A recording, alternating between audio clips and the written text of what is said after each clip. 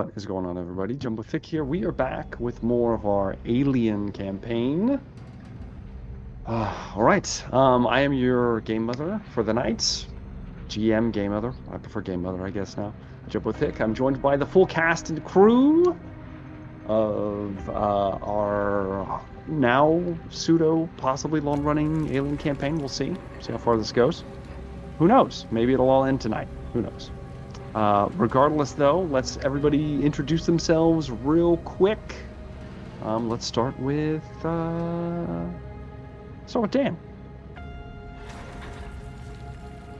Hey everybody, Dan Decker here playing Sanderson Sandy Sweetman, the colonial marshal in charge of everyone's collective safety. Takes his job very seriously. While he is not necessarily a company man, he does work for the company, but he works for the colony more than anyone. So We'll call it that. Why not? Let's slide on down to Jumbo Smooth. Hello everyone, I am Jumbo Smooth. I play Drake Graves, the Colonial Marine. He assists Marshal Sweetman in security, and yeah, that's pretty much it. All right then. Let's slide on over to Andrea. Hi, I'm playing Sana Salvatore, and she is the resident medic. Medic, the Dr. Salvatore. And then last but not least, What's going on, everybody? It's me, Pierce Galactic. Once again, I play everybody's favorite scientist / geologist / prospector general. And I'm not a company man either, but I do have to work very closely with the company since there's some important parts of this exposition that's underneath my responsibility belt. It's true. Indeed, there is. Speaking of which, before I go into all the things, the last we left off and all that, some quick things for you guys to be thinking about while we're doing this. All of you have your starting money. Add $900 bonus money that you got from the previous mission. And we are going to do some rolling. We'll start with Illusion. Go ahead and roll me 6 dice, Illusion. Let me know if you get any 6s. Okay.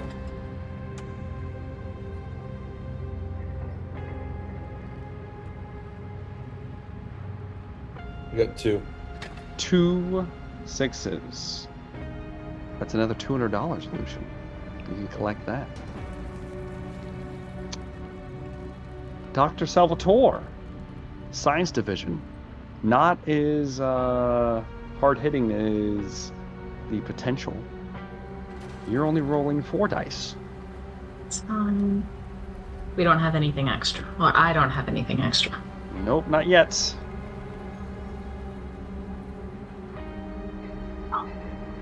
So nothing. No bonus for you, Miss Salvatore. Graves and Sweetman. Spirit is your worst attribute, and it is tied to your job performance. So you guys get to both roll 3 dice and let me know if you get anything. wow, it's pretty I cutthroat. I know. I got 2 6s. 2 6s? I did.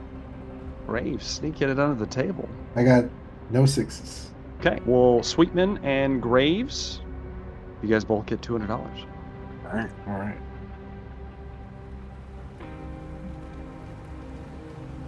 All right, then. With that, so that is your collective money that you each get. Unfortunately, Dr. Salvatore, science is not appreciated right now.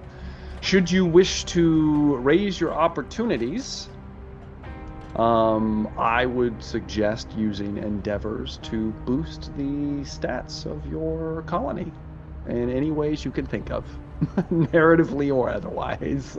So that is that. Let us get into this.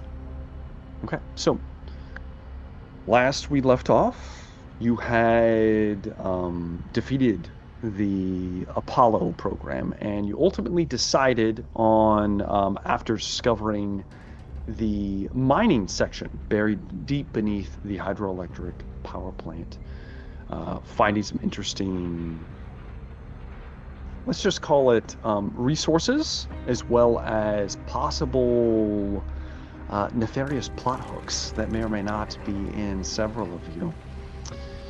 You reported back to the colony in the aftermath, and you decided to dismantle the Apollo mainframe completely, but still kept the working Joes instead of selling them off for possible extra money, as it would more than likely benefit the colony as a whole. However, you decided to take the laborious process of cloning your own mother mainframe and building a new mainframe to take the place of Apollo, running the plant, securing electricity, as well as keeping the Joes under lock and key, hopefully. And we will see how that goes. But that is the ultimate decisions you guys all came to. And there were some reveals, that being Aleutian producing the small fragment that may or may not have given him radiation sickness of trimonite, a very useful, expensive mineral the world over. It is the oil of this setting, and it is it's worth anything and everything. In addition to that, you also gathered several other resources, including a survey map done by the UPP that needed to be decoded, which we're going to be picking up 6 months later, so it's going to have been decoded by now.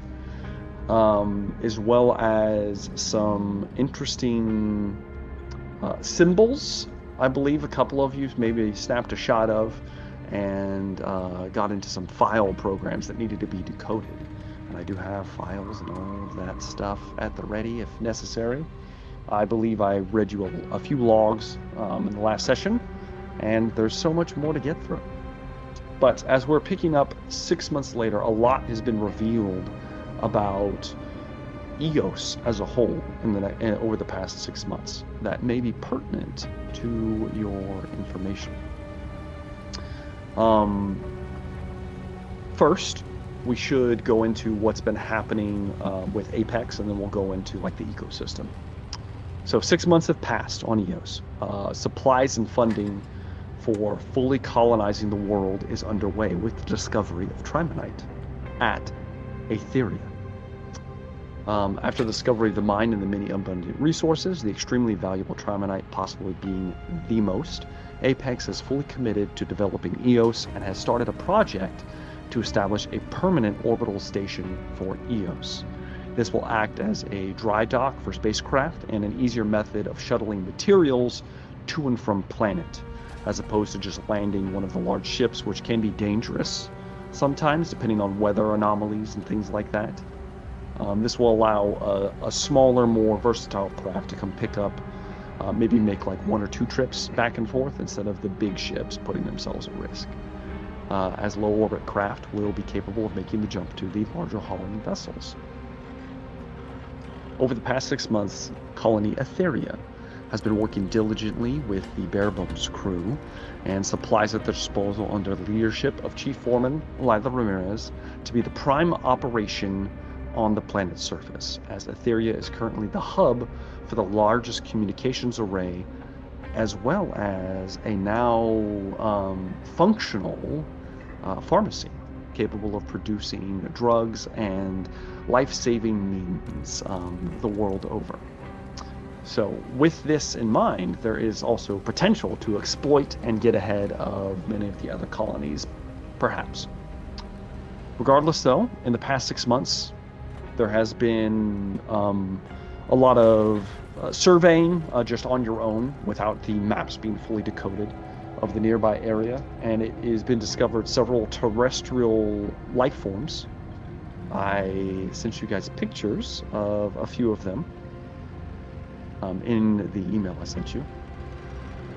You also sent someone with a very strange body modification. I did. So you got to that. Yeah. I did. That's because it got a little. Yeah, it was great. Yep. A little messed up. Regardless, though, Pretty good, by the way.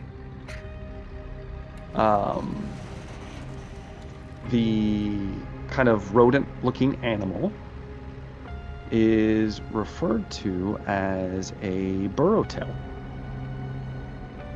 And that is what they've been lovingly dubbed, classified as. And they are a burrowing mammal-like creature adapted to the planet's hot, humid grasslands, resembling a cross between a prairie dog and a pangolin.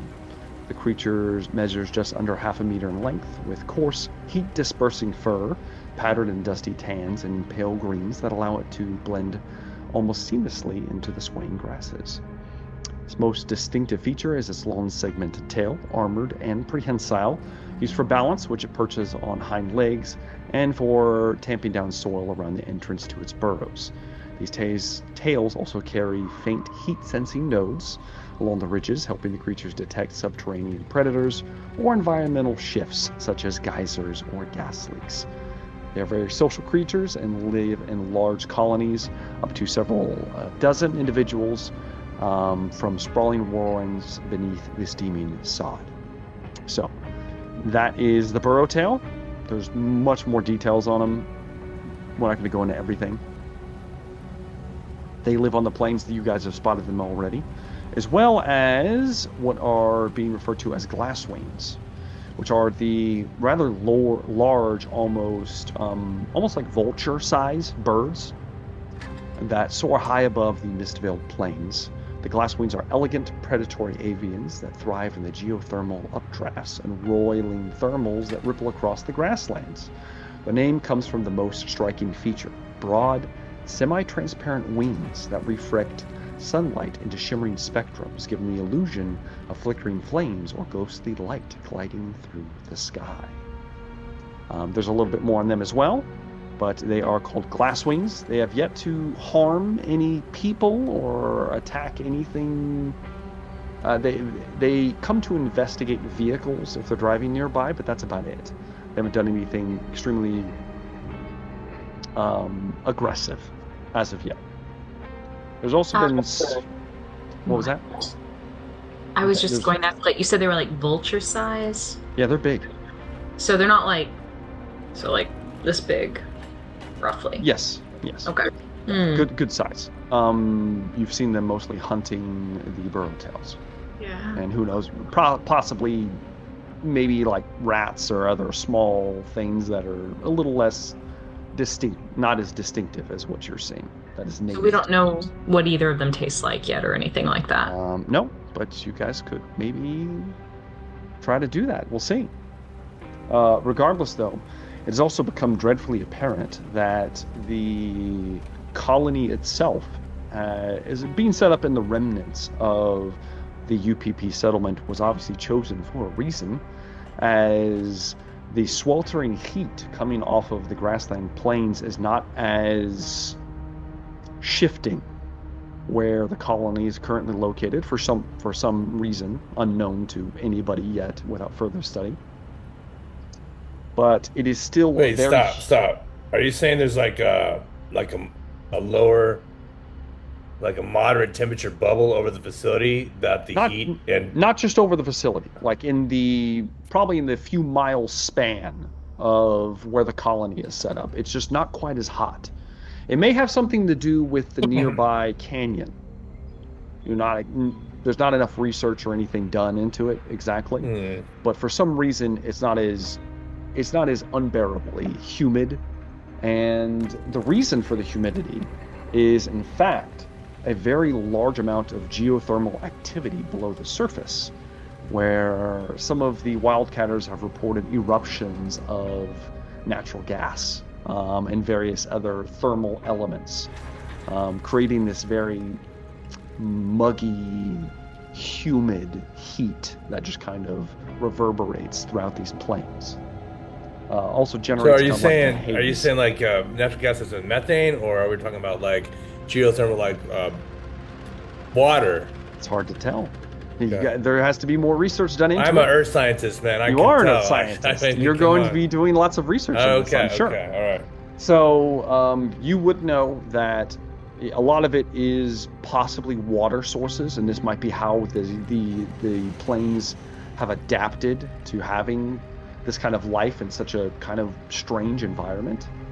As well as there's definitely some more, at least if it is not natural gas, it's something similar to it that may or may not be quite valuable as a resource at some point. So though that you've kind of discovered that about the nearby area, as well as the canyon itself, it appears to be, it does appear to be natural, and it is a vast connected just layer of multiple valleys and canyons that all kind of link together, and they go for miles and miles and miles. And they actually drop off. It takes hours and hours, possibly even a day or so, to get to the other side of where this kind of canyon mountain range ends. And it leads you into a different part of Eos altogether that is very strange and bizarre, that nobody's quite explored yet. Are we currently in the canyon? No. You guys are next. You guys are right on the fringe. The canyon is where the entrance to the power plant was located. Okay. You had to actually drive into the canyon, and that's where the power plant was. The colony itself is technically on the plains, but not quite in the not so fun part of the plains, which is the majority of it. There's also been spottings of larger animals out on the plains, possibly herd animals of some kind. Nobody's really gotten too close to them or been able to get close enough to them yet to see what that is. There have also been whispers of strange noises and bizarre happenings within the canyons by some of the wildcatters that are kind of like surveying the area. But nothing too aggressive or overt as of yet. In addition to that, you have established firm communications. You already knew about them earlier, but there is another colony in your vicinity. And when I say vicinity, it's like an 8 or 9 hour drive into the canyons. Yeah. Yes, it's still in your region. It's not like right next to you. And it is, you think I'd have this up already? Where are you? Yes, there it is. All right. It is known as Stone's Throw. And it is actually on top of the kind of plain shelf that these canyons go into, kind of up in the mountains, elevated above them. And it's on the further side, closer to the strange region that nobody's really explored yet, almost like a Badlands, which would be the equator. They're closer on that side, but they're still sharing the same space as you. They're just sharing the canyon part of it. And Stone's Throw is run by Executive Chief Foreman Jarek Stone. Who would have thought? And they are your current rivals for mining, because that appears to be what they are here for as well. You are competing for resources, and we will see how all of this pans out. No pun intended. All right, let's get into endeavors for the lot of you. Ooh, before we start though, I need to ask questions of all of you real quick, because it's gonna. I should just do it. I should just do it, and then we'll go into endeavors after that. All right. Let's start with Graves. Graves, at the end of the last session, you discovered a lot of information. What did you report to your superiors within the Colonial Marines? Depends on other people, probably. Can we come back to me? I don't want to give it away because I don't want them to say necessarily. Okay. Can we come back to me? All right, then. I'll tell you. Okay, then. The only person I don't need to talk to is Sana, because I've got something to torture her with. So let's go to Sweetman. Sweetman. Oh, sure. I have a contact for you. Oh, good deal. Yeah. It was that picture that I sent. Yeah. That is that is a woman by the name of Juno Rek. And you know her. She is a civilian contractor. She was formerly an ISC intelligence, dear Lord, analyst. And she is currently boarding on Titan's Rest. She's an old friend for yours. Essentially what happened is she used to work for the Interstellar Commerce Commission, which is the intelligence agency, as an analyst. She then turned freelance as a data broker. So she's currently a data broker.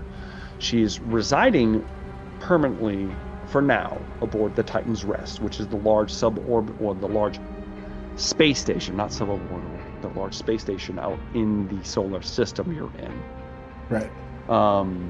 Which is technically like an aging but strategically located station on the fringe of UPP and UA interests. She's one of your oldest and most reliable contacts, going back to your shared tour on Lobo Station, where Sandy was still green and Juno was working a black bag surveillance sweep for the ISC. After a botched corporate op and a classified incident that got buried in red tape and non-disclosure orders, Juno took a buyout and vanished into the outer systems, but she never lost her taste for secrets or her connections.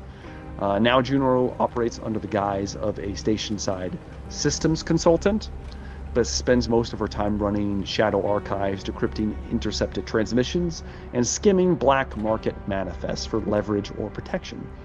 She trades in favors, data, and dead drops if you're on station. And she has an unspoken rule: I don't lie to Sandy. Whether out of respect or shared ghosts, no one's quite sure. Oh, yeah. But she is your contact. What was her name? Her name was Juno Rek. Juno. R-E-K-K. That's right. Juno Rek. Yeah, Juno Rek. Oh, it's right there on the picture. Perfect. It is. Yeah. I love it. I love that Microsoft Paint accomplished what ChatGPT would not.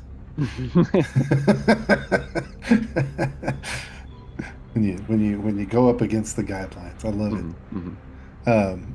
Fantastic, because that you read my mind, because my story endeavor was going to be to maybe gain some information, which it sounds like Juno would this is have good. when it comes regards to Ramsey's fate. Sounds like this may be playing right into that. With that in mind, okay, so you would have reached out to your contact regarding the information that you kind of discovered. The goo box. Yeah. Okay, so I in fact have a correspondence for you then. Ooh, nice. Okay, this is an encrypted message sent to your personal data tablet from Juno Rek. It's a one-way EchoNet relay dead packet bounce. There's a lot of stuff in here. This is specifically about that eclipse image that you took a picture of. It says, Sandy, got your packet, ran through everything I still have access to, Blacknet crawlers, ghost archives, even a few UPP shadow mirrors. On the surface, it's just a logo, eclipse motif, simple, elegant, totally forgettable. But that's the problem. It's too clean. No data exhaust, no manufacturing trace, no design history, like it never existed, which in our line of work, that means someone made sure it didn't. But something odd pinged on an old D-spec transponder I've got passively monitoring relay debris. 2 cycles ago, a ship pinged through the outer edge of the Bering Drift. No name, no flag, just a silent handshake on an old Soviet black systems channel. Buried inside that handshake was a ghosted checksum, doesn't matter, tied to the same symbol, yours. I traced it back to an encrypted object file, origins, UPP black site architecture. Designation, Dark Star. No other details, no mission logs, no personal chains, just a locked header that required clearance way above any civilian or military tier I've ever cracked. That doesn't happen, Sandy. Nothing is that locked unless it's hiding bodies.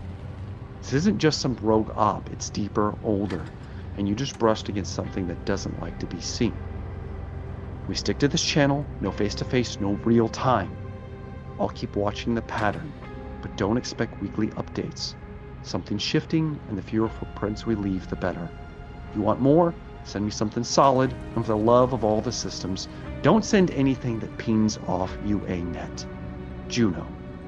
Message ends, and it auto-deletes itself in 60 seconds. Of course it does. Wow. So we've got a message encapsulated in a essentially a ghost message in a bottle that made its way through a backdoor handshake protocol on an old Russian satellite, essentially. And it has to do with it's connected to the symbol that was on the crates from. Mm-hmm. Got it. And it's linked to a project named Dark Star. Has no records in UA. There was a ping with Soviet tech, which means it's more than likely has something to do with the UPP, which you probably could have guessed because you're in a UPP facility. All communication needs to be through this same channel without naming any names. Yes, she does. And when she says no face to face, that means no video, no live. Yep. Because that you can get that done. You have a very nice communications right now. It's expensive to make video calls, but they can be done in real time. We wouldn't want to do that anyway. Okay. Thank you. So that's what I got for Sweetman. Now, let's move on over to my man Aleutian, because we've got some interesting stuff for you. I actually have a reach out from a certain corporation, which we all know and love. Mainly, you get a message regarding your involvement and possible links to how you ended up here in the first place. The header is from Weyland-Yutani Corporate Secure Communications. It's been routed through several synthetic relays. The sender has been redacted, classified, and it is regarding Project Dark Star and incident F-3429. Dr. Bering, the Project Dark Star file you recovered in the UPP mine caught the attention of several departments here at Weyland-Yutani, mine included. We've been tracking fragments of that project for years, but this is the first direct connection to something actionable. And it leads to a certain vault set off black. We don't know what's in the facility. No one does, not entirely, but the proximity of Dark Star documentation to set off assets suggests an active link. We need you to find out what's inside. Your access to the vault, your unique position, makes you invaluable. Your past makes this personal. We've reviewed Incident F-3429. The fire that claimed Sharon and Sarah wasn't a random event. It was a controlled burn initiated during a classified facility lockdown. The files were buried under layers of denial protocols and sealed under joint authorization. Someone wanted the trail cold. Someone failed. We are prepared to give you those names, every one of them. But you will give us something first. Your objectives: conduct a deep investigation of Sedov Black, secure any materials, data, or samples you can recover. Prioritize. Yes. I guess I'm not hearing you. What are you saying before the word black? Sedov? Yes. Can you phonetically spell that for me? It's Russian. Sedov. Oh, okay. I thought you said set of black, and I set of black what? No, there's going to be lots of Russian names. Like Sedov. Get used to the Russian. Yeah, it's good. Sedov. Okay. So Sedov Black. So secure any materials, data, or samples you can recover. prioritize anything labeled with references to Dark Star, and this is a word I can't pronounce, Skirtiny. It's Russian. Skrytnyyy. Or research tags tied to Volkova. Maintain total discretion. Apex is not to know. Their agenda is not aligned with ours or yours. In exchange, Weyland-Yutani will pay you handsomely for each verified sample or data packet, erase all barriers to your personal file access, and allocate full corporate resources towards identifying and punishing those responsible for your family's deaths. If you accept, respond with the phrase, "I remember the fire." If not, walk away. No one will contact you again. But if you want the truth and retribution, this is the only path left. And it goes into Weyland-Yutani Division 7, Asset Control, Strategic Bioresearch Recovery, End Message, Self-Scrubs in 45 seconds. Do you reply? What was the phrase again? Where's the fire go? It says, "I remember the fire." I remember. Sorry. I'm a slow note taker here. I will definitely. I remember the fire on this one. Okay. So you're entering into a contract with Weyland-Yutani to recover assets for them, without Apex knowing. But it's all. I mean, can we mute cost. so the other players don't hear me answer this here? Just mute them so they can actually answer. Yeah. We'll see what else happens. I You can never see know. Graves down there shaking his head. Let's move on. He knows let's how move this on player over. operates. Well, we're gonna see everybody here because it's gonna get interesting real quick. Let's move on to Sana. Sana, you get a ping as well. Also from Weyland-Yutani Corporate Communications. It is not redacted in any way. It is from Sevastopol's secure link, and it's addressed to Dr. Sana Salvatore from Weyland-Yutani Internal Affairs, Personal Compliance Division. It does have an encryption level, so if this was viewed by somebody else, they wouldn't be able to view it. And it starts, Dr. Salvatore. You've done well to remain active under the conditions outlined in your psych profile. The sort of resilience doesn't go unnoticed. We're aware of your financial burden, your outstanding debt balance across 4 systems, the revolving lien on your UTIDE medical credentials, and the dependency claims attached to your name. We all see the pattern in your personal expenditures, monthly care transfer of Rhea Ignacio, age 83, tuition and vocational deferrals for Alima Dorisha and Guldana Salvatore. You've sacrificed much, but sacrifice alone doesn't keep the lights on. We can help. Your exposure to the corrupted Apollo AI mainframe has not gone unnoticed. The remnants of its system behavior, logic matrix drift, and undocumented command anomalies present significant research interests to our division. But that's only the beginning. EOS is volatile, underdeveloped, unregulated, which makes it valuable. We believe there are other discoveries yet to be made, technological, neurological, or otherwise. We'd like you to keep us informed of anything you encounter during your time on world that deviates from baseline protocol, equipment behavior, or human performance. More importantly, should you choose to assist us directly, collecting samples, isolate and study anomalous systems or phenomena, submit confidential findings and research logs, we will ensure that your efforts are rewarded.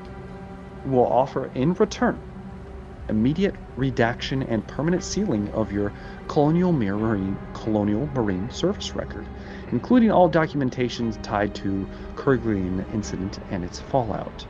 Your psych profile will be scrubbed. No further notations or citations of Sergeant Doug Couture or related trauma indicators. In addition, total debt forgiveness through Tier 1 Wayu credit restoration, monthly support stipends for Rhea, Alma, Dorisha, and Guldana Salvatore, dispersed via shielded civilian channels, and a fast-track entry into Weyland-Yutani's Tier 2 research operations after mission's conclusion, with hazard pay and full research autonomy. You've already proven you're willing to do what it takes to survive. Now prove you're willing to thrive. To accept, transmit the phrase, "I choose silence." We await your corroboration. Quietly. Weyland-Yutani Eternal Affairs, Personal Compliance and Special Recovery Operations. And it says, "I choose silence." I choose silence. I will respond with that. All right. Sana is signed up with a contract with Weyland-Yutani. Isn't that our parent company? It is not exactly. Oh, so this is a competitor. This is a competitor. No. How did I receive this? Because I do know that Finn It's is encrypted. very aware of everything. You hope that he hasn't noticed. You don't know. What is You the deal that I have currently with this organization? With Apex, you have a 2-year contract. It pays. It is a decent amount of money. But the reason why you had to take this job is because of all of the The things. skeletons in your closet. Yeah. And Weyland-Yutani is a very powerful company, and you have no doubt in your mind that they can deliver everything they promise. Yeah, is Or there a price. deadline? Is there a deadline out here? It doesn't say. Hmm. Now, I'm gonna- all of you are contracted for 2 years of service with Apex.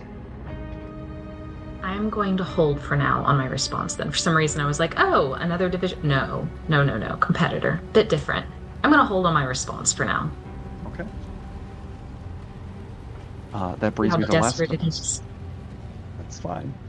That brings me to our last individual, Corporal Graves. So, I'm is about this? to read this to you. Oh, sorry. I thought you were asking what I reported. Oh, you're reporting everything.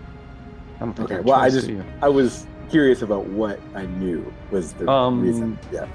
You would have seen the markings because they were on a shitload of crates in there.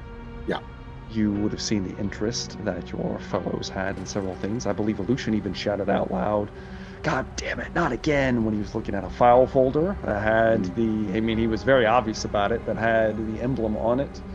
In addition, everything you encountered with the AI and the UPP mine, everything. I'm assuming Okay. you're going to report everything unless you are choosing otherwise. No, I would. Okay.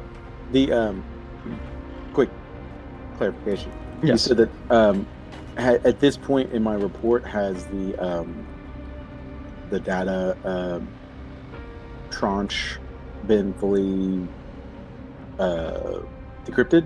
No, it is not. It hasn't. Okay. This is going to be like, this would have happened, all of these messages would have piled in right after, because nobody was being super secretive, and you kind of just told Lila everything that happened. And so I would have. She would. Yeah, go ahead, Graves. Sorry. Would Graves know about the mention of an archaeology site? That was in Lucian's files. If he didn't release them to anybody, then he has. He has it was- those. I know it was like that's part of the thing that he gave everyone, but I don't know if it was, informed. So, but yeah, that's the only thing I was very curious Okay. about. But yes, if no, then no, I didn't report that. Well, Lucian, would you have shared? I don't know if I would have volunteered the information. Okay. Well, then So- it is in the dark. It is for Lucian to know and everyone else to find out. All right. With that in mind, Graves, you get a message back. Yep. Origins are kernel, and this is on your private secure line. That has been programmed into your personal data device. The origins are Colonel Dominic Trask, EOS Oversight Command, Black Line 07A, to Corporal Drake Graves, Provisional Security Detail at the EOS Mining Colony. It is your eyes only. Standing orders, Apollo's Destruction Vault access, and Darkstar artifacts. Graves. Message received. The image file, the Eclipse insignia, confirms what I was afraid of. That was never meant to surface, and your copy should now be deleted. Fully. No backups. If it's on paper, burn it. If it's on a drive, melt the drive. The symbol belongs to something deep, black. You weren't cleared for it, and neither was anyone else there. If anyone asks, it's a formatting error from an old UPP frequency tag. Say nothing more. Now to the AI issue. I've reviewed your report on the Apollo mainframe. You were right not to engage. Whatever corrupted it, whatever it was doing in that hydro facility, it's gone now. Destroyed, wiped clean, let the wreckage rust, no retrieval, no questions. But the mine it was linked to, that's still active in ways I don't necessarily like. For now, keep visual surveillance only. Do not interfere with Apex operations. They've staked a claim, and for the time being, we let them dig. That doesn't mean we trust them. If they find anything related to Darkstar, I expect to hear about it before they finish their debrief. You're my eyes down there. If anything looks like it's about to slip out of control, containment breach, UPP tech recovery, unknown biologicals, you contact me immediately. No delay, no second guessing. But until I say otherwise, you stay off the radar. And Graves, this arrangement doesn't just keep you in the field. It keeps you out of that padded cell they still have waiting for you back at Gateway. Colonel D. Trask. Message purges in 60 seconds. And I will then delete all relevant files, burn anything that needs to be burned. Interesting thing about that, Graves. Mm-hmm. I believe you know that Aleutian has a paper file folder in his personal belongings with the image on it. As well, you saw Sweetman take pictures of the image on his personal device. I'll have to endeavor to try to destroy that stuff. It's up to you to do with what you wish, how you want to complete this. I will say, I'm not sure how this sits with Graves. You tell me how he's feeling about his current standing orders. I guess, does he have a long history of Trask? Trask would have been like so high up in command. Yeah, he's high up there. He ran your battalion. Like, he ran everybody that you worked with. He has his own ship, and he is actually the protection from the Colonial Marines in system. He's the commander of the Colonial Marine forces here. I guess it depends on if you think I had a reasonable relationship with the man. I guess it's not like personable, but like as a commander, like if I felt like he was a good commander or. Okay, I'll give you a little background on Trask then, if that helps you make a decision. Yeah. Let me grab him real quick.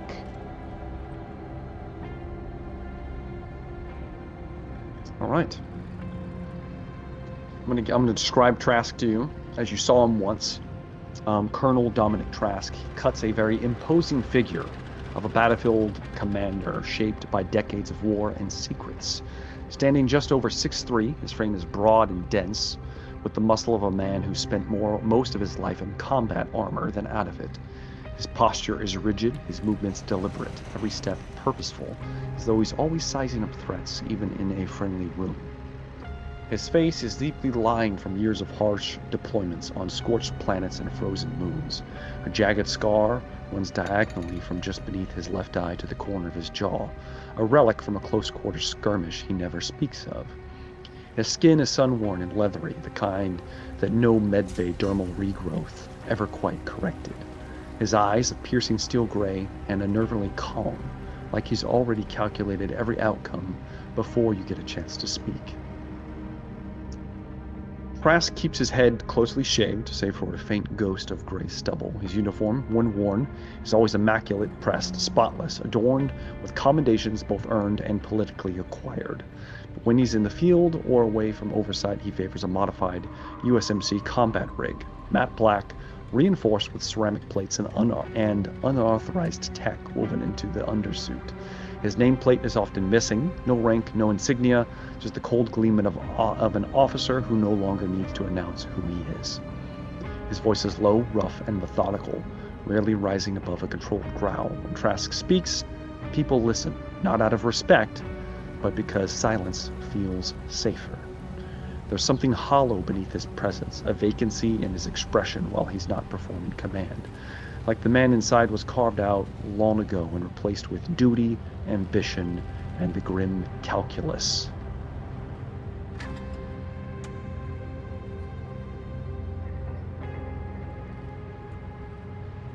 So he's not exactly a nice person. He is battlefield acquitted. He rose through the ranks. He's battle tested. He's been in the Corps for 35 years. Okay.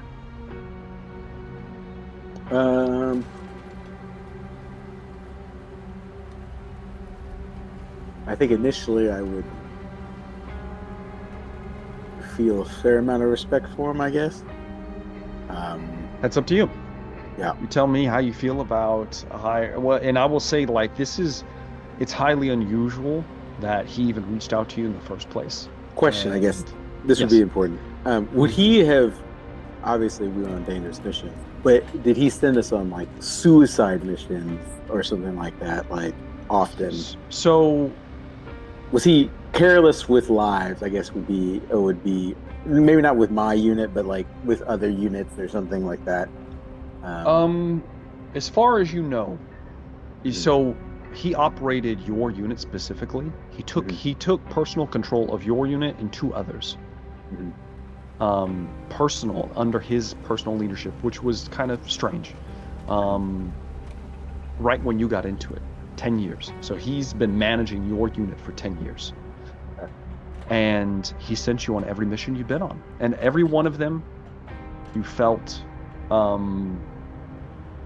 was on the up and up. Was on the you felt it was on the up and up. Everything laid out the way it seemed to have laid out, but you're also a grunt. You're going to get to hear about everything that's going on. Exactly. Board, or what else is going on. You show up on station and they say, "Hey, there's pirates here." You go in and murder pirates, and come out, and then you go back to the cryo sleep to go to the next one. Until you went to that last fateful mission where things went really, really bad. And somehow you were the lone survivor, and it may or may not have almost ended up in a psych ward. Okay. Well, then I guess if that's the case, and from my perspective, I probably would trust him. So I would try my best to, follow his directives. Okay. So, All right then. He did say not to like interfere with Apex. He said don't mess with Apex. He says he wants you just watching for now. He doesn't want you doing anything serious yet. Yeah. So I think I'm going to play it like if I see the opportunity to snatch perhaps something, dispose of something, then I will. Okay. But I'm not going to like just creep in or just offhand. Just right away, immediately, Yeah. So, you will also know that, there was a warehouse down there full of crates with these symbols on it. Am I to understand he just wants me to just like completely like wipe it out? Like he wants no record of Project Darkstar. Okay. Well, that's difficult too. Oh, it's difficult. This is a very difficult prospect. You have to report to him and figure out what you can. You can let him know what's going on, and whatever you need to do to get the job done. He doesn't care how you get results, only that you get them. Mm-hmm. Okay. I have to think about how to get rid of all the evidence. Indeed, you will. So let's go into endeavors then. All right. Before we jump into the actual scenes I have laid out, because I've been pouring a lot of love into this, guys. I know. So it is what it is. I've got a lot of stuff lined up for you. Let's start with endeavors then. Let's start with Sweetman. Yes, indeed. I was going to, so my story endeavor was going to Yes. pretty much center around what you've already covered with Good. Juno being a contact, mostly to get a little information about what it is, why what happened, whatever it is that happened with Ramsey, why we have to cover that up. Sounds like we have some intertwining threads. If everybody's got a little bit of information on the old Dark Star, or don't they? We don't know what Dark Star is. No one's ever heard of it. Sana doesn't have anything. She just has an offer that she has yet to respond to. See, so I mean, there's that. So that's already playing forward. I was thinking then, like we get the story endeavor and a personal endeavor situation. Mm-hmm. So like I could use that to take up a talent or increase a skill or something along those lines? I'm thinking more along the lines of something to do with the colony, or if you are trying to, for instance, you could use, like, as far as story's concerned, anything to do with the overarching story that you want to interact with, we can do that. Any information you want to try to dig into, or something you want to figure out about something happening right now, that would be a story endeavor. The regular endeavor would be anything you want to do in the 6-month period. For instance, do you want to set up a shooting range and run people through firearms training? Possibly to like boost the spirit of your colony, so that maybe you'll make more money in the future. An empowered colony is a productive colony. Or for instance, you're like, hey, I want to find out about so and so, about one of the other colonists, or hey, I want to know about this or that, or I want to make friends with so and so. We can do that. So that's up to you. However you'd like to do this. I like the idea of continuing to refine security parameters and protocols around the colony. Okay. Training the colonists for their own protection, for our own protection, and maybe a little Sanderson Sweetman sweet talk. It's a little sweet talk. Okay. Maybe in that case, we played out a few of those threads. We did. It gets lonely out on the frontier. It does. And Miss Voss. Okay. Yeah. Well, and Sandy would looking for any way to maybe counter the stress of the weird planetary cycle that we're on. That is going to be more of a doctor thing. I know. I'm just saying that be distracting himself with friendships and things like that to counter the weird effects. Did you want to do something like the firing range or something similar to that? Or I think actually that's a really good idea. Go ahead and give me a command roll. You want a command roll? I want a command roll, and you can add a dice for Graves. Aiding you with security measures, so you get +1 to the roll.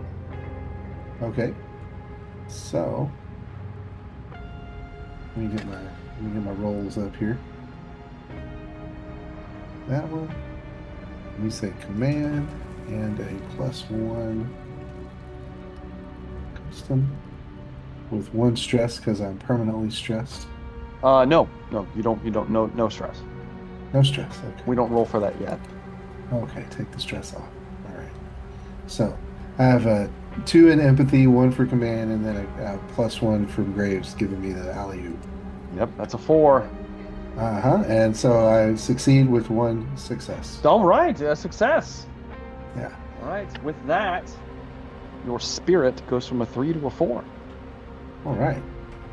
So you are successful in setting up a firing range, running some of the other colonists through.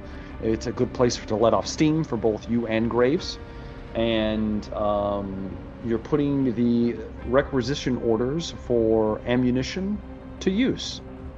Yeah, that was going to be my next kind of a spend it or lose it situation when it comes to this. We gotta make the ammunition budget look like it's necessary. Like you're actually using it. So yeah, there Graves you go. and I, we got interest to protect. Security is going up. Dig it. All right. As far as story is concerned, is there anything else you want to do, or have we kind of already hit that?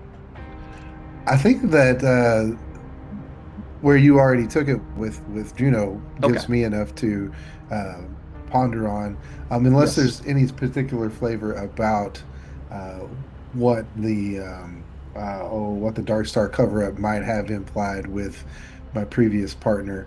But I feel like you don't know yet. That's a me and a Ramsey and a Juno kind of thing. Maybe we were all on a thing together, Yep, you're not sure. I feel like that's pretty meaty though. Not yet. All right, well, if you're good with that, we will slide on down to Graves. All right. I guess I don't know if this would qualify as story or the other one. Okay. But one of my interests or concerns was kind of dealing with the security of the colony. Okay. I've just been curious about why there's I don't know, 8-foot concrete wall. 8-foot concrete wall, indeed. That seems strange. I think it's I don't know how tall they were. You said concrete walls. I don't know if you said height. It's a concrete wall. No, it's like 12 feet tall. It's tall. Okay. Yeah. Tall enough to where only the second story of some buildings peeks over the top. Yeah. There's just a lot of security concerns I have for the colony. Yeah. That being one of them. Why did the UPP believe that they needed this much security? Mm-hmm. And then on top of that, with all the weaponry we found at the mine. You didn't find any weapons? What are you talking about? Well, I mean, didn't we find didn't they have a heavy vehicle that was armed armed with weapons? No, it did not have plasma cannon. It didn't. Had to secret kill missiles, combat drones, sentry guns. It is a vehicle, a military style vehicle that can be mounted with weapons. But I mean, that's what we said. It appeared that it was being used for more benign purposes, probably shuttling rocks or minerals or something. Well, yeah, but I want to look at the walls, see if I can figure out anything that strikes me as odd, maybe scarring. If I can see any scarring on the walls, perhaps. You get to make me an observation roll. Ooh. Here's what you get to do, though. You have an expert in geological events at your service and rocks. Concrete being one of them. Aleutian can give you a +1 if he chooses. Yeah, I'll consult Aleutian if I see some stuff. Hey, did I happen to see you in my office going through my papers? I don't know. It looks like somebody's going through my papers. I don't know. Not yet. It's kind of a big deal. I'm a private man. Sure. I'll help you out, though. Station security. I had to check you out. Yeah. So you also get a search warrant to go in there without my permission, or I just wondering how this goes down now. We've been here 6 months, but it's still no law? I don't understand it. No, I am the law. I can tell that. All right. You also get a +1 for Lila. Lila wants to know what's up with all the structures as well. And you get an additional +1 from Victor Delgado, your chief engineer. And that makes this roll a lot better than it could have been. Okay, +3. All right.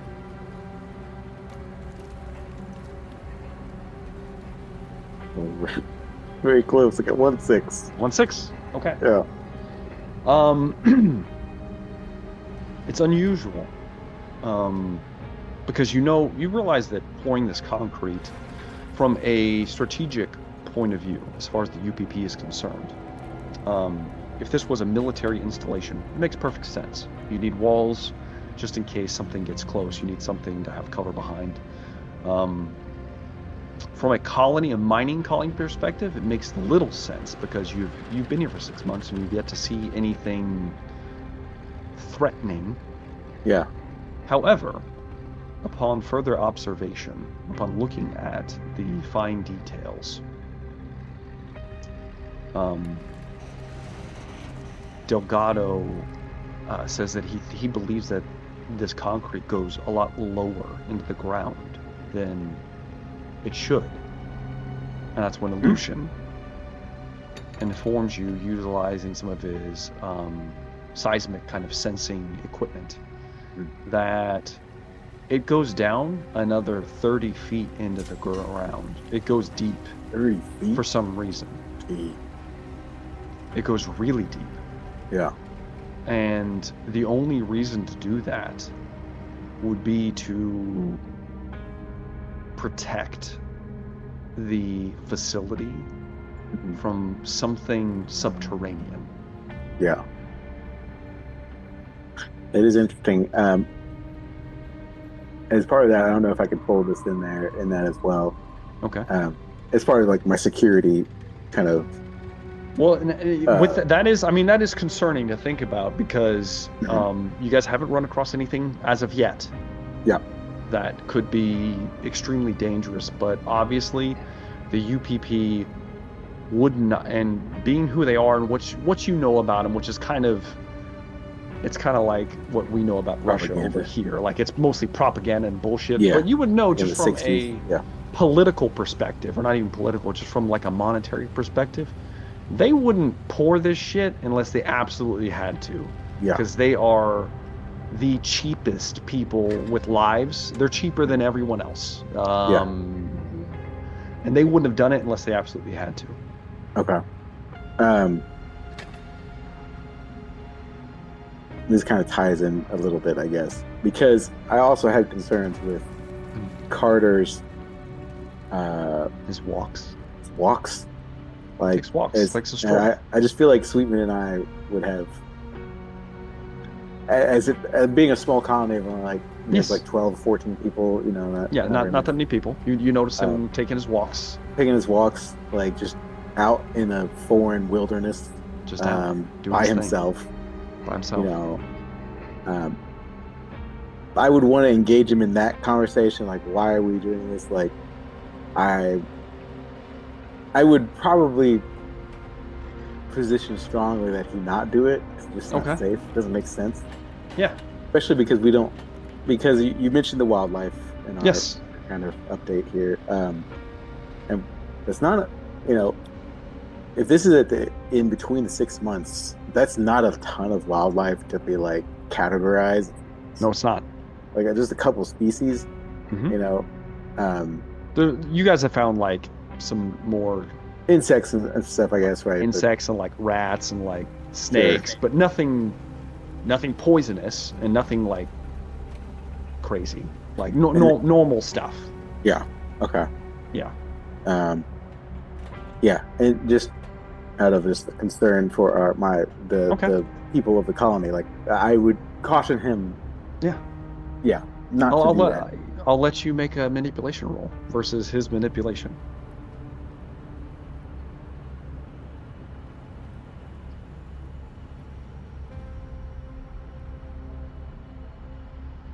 So what did you get, Graves? Is he frozen? He's frozen. He's very frozen. Damn it, he's stuck. A good pose, though. It is a good pose. That's a solid Damn freeze. Yeah, gotta love it. He is so handsome right there. Yeah, like I don't have that put together when I freeze. Yeah, that's so crazy. My mouth open. That's amazing. Just screenshot that. You know what? Okay, let's slide on over to Sana right now. Sana, what would you like to do for? Well, yep, he'll be back. What would you like to do for your endeavors? Do we have to explain how we got our talents, or just move on through endeavors? Well, we'll do that Okay, some later. Okay. Well, for the first endeavor, she would be focusing on that sleeping sickness and trying to cure that. That will be, I will consider that story oriented because it is part of our overarching theme here. Okay. All right. Go ahead, and this is actually going to be a observation roll. However, you can add your medical aid bonus to it. Oh, awesome. So whatever you, just the points for medical aid, not the empathy as well. Just the Right. points. Yeah. And could I have Marcus help me? Be able Yeah, he to? could help you in as much time as he can. So he'll give you 1 dice. All right. At least one out of 10. 1? Well, I mean, that's why we roll a lot of dice. Okay.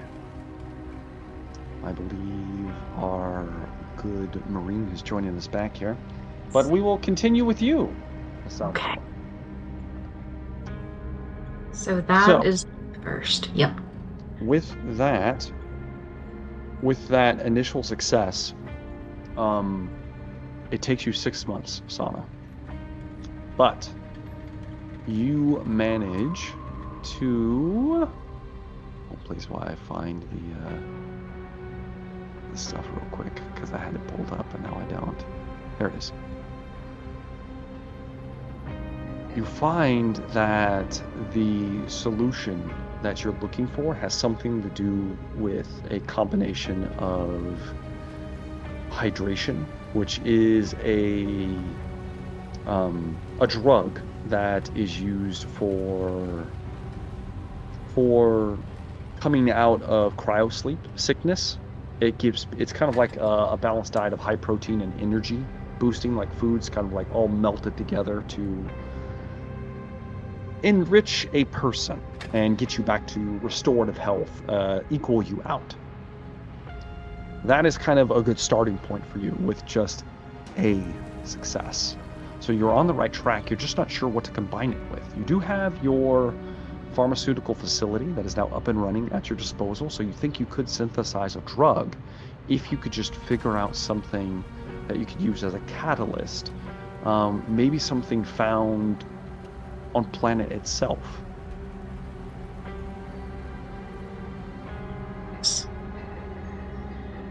Oh Lord. Then what I'm thinking she would probably do next is try to see how the and I guess this would be my other endeavor. Observing the local wildlife and seeing if she can get any clues on adapting from them. Indeed. This one is just going to be a straight observation roll. Oh, it's gonna suck, but let me remove these. I will give you a +1 because I've gone morning walks with my new boyfriend, psychopathic boyfriend. Well, mostly because Lila, your chief engineer, she wants to know about anything possibly dangerous in the nearby vicinity. 2 successes. 2 successes? Mm-hmm. Science is going to go up. It's not straight observation, it's attribute plus observation, right? Yes. Okay, perfect. Yeah. Then yes. So science is going to go up by 1. Yay! What's it, 5? And you get a much more detailed dossier on the 2 creatures I aforementioned. I could reveal all of it to you right now, but it's long and detailed, so I'll just send it to you at some point. You get the idea that these creatures specifically are highly adapted to the environment that they're in, and they are the ones that are thriving the most. In addition to that, through observation, you have, because of 2 successes, you have come across a herd animal. It's large, about the size of a buffalo. Big. Green yellow guys. It's hard to differentiate, but nobody's able to get too close to it. but there was a herd spotted 20, 30 minutes away at some point. And O'Malley brings you personally to go witness them. And what you find, I'll go ahead and send you guys a quick picture of this. Out there. It's great. Send it to everybody, since this will be public knowledge. We're about to have some good food.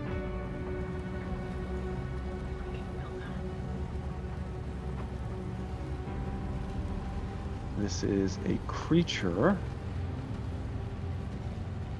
known as a mossback. This is what you end up dubbing it. It's a hulking herbivore native to the steaming grass plains and rocky lowlands of Eos. They can be sometimes found within the canyons as well. They stand over 2.5 meters tall at the shoulder and nearly 5 meters in length, so they're gigantic. It's quadrupedal. It resembles a cross between like a bison and a tortoise and some kind of prehistoric sloth. Its thick, hunched frame is covered in a dense fibrous hide overgrown with symbiotic moss, fungal blooms, and creeping lichen, earning it both its name and its reputation as a walking ecosystem. Its broad, shovel-shaped head sports a sweeping ridge of bone that pushes aside undergrowth as it grazes. 2 dark intelligence eyes sit beneath the heavy brow, often half-lidded and with the languid calm of a creature with few natural predators. Long curved claws adorn its forelimbs, useful now for defense, not only for defense, but for uprooting tubers and scraping minerals from geothermal rocks. The mossback's back and flanks are rigid and grooved, forming rain-catching channels where moss and steam-loving ferns grow in clumps. These plants not only help regulate the creature's temperature, but also provide camouflage against the humid plains, making it nearly indistinguishable from a boulder or a mound when at rest. Despite its bulk, the mossback moves with surprising grace across muddy terrain, guided by an instinctive memory of migratory paths and mineral-rich feeding grounds. Herds of 4 to 12 individuals roam slowly, often attended by flocks of small scavenger birds or insectivores that nest in the moss on their backs. They're very docile and slow to anger. They appear to rely mostly on sheer size and a thick hide for protection. Demon! Sorry. Can we milk them? No one has caught one.